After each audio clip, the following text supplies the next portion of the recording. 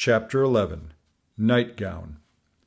We had lain thus in bed, chatting and napping at short intervals, and Queequeg now and then affectionately throwing his brown tattooed legs over mine, and then drawing them back, so entirely sociable and free and easy were we, when at last, by reason of our confabulations, what little nappishness remained in us altogether departed, and we felt like getting up again, though daybreak was yet some way down the future.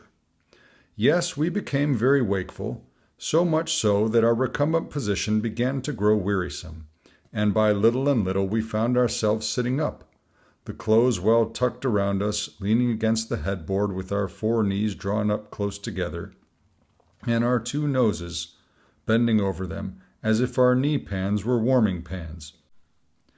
We felt very nice and snug, the more so since it was so chilly out of doors. Indeed, out of bedclothes too, seeing that there was no fire in the room.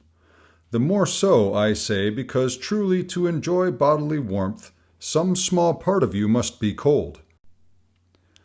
For there is no quality in this world that is not what it is merely by contrast. Nothing exists in itself. If you flatter yourself that you are all over comfortable, and have been so a long time, then you cannot be said to be comfortable any more. But if, like Queequeg and me in the bed, the tip of your nose or the crown of your head be slightly chilled, why then, indeed, in the general consciousness, you feel most delightfully and unmistakably warm. For this reason, a sleeping apartment should never be furnished with a fire, which is one of the luxurious discomforts of the rich. For the height of this sort of deliciousness is to have nothing but the blanket between you and your snugness and the cold of the outer air.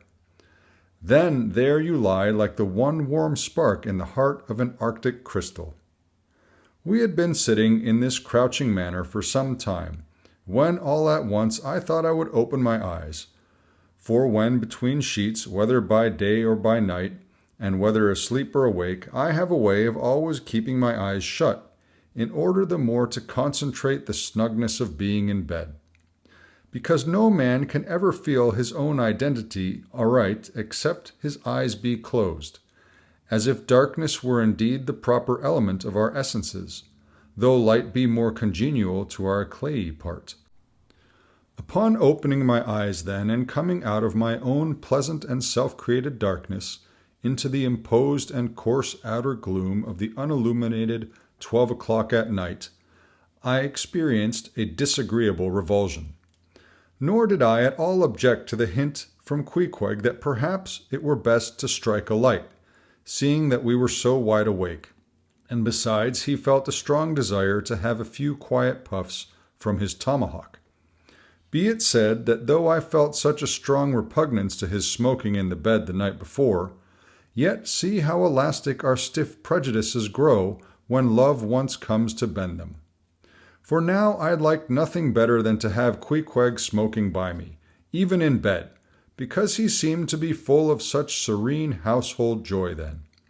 I no more felt unduly concerned for the landlord's policy of insurance. I was only alive to the condensed confidential comfortableness of sharing a pipe and a blanket with a real friend.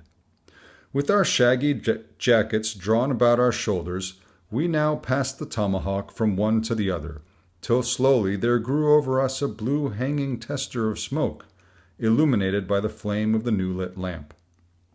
Whether it was that this undulating tester rolled the savage away to far distant scenes, I know not.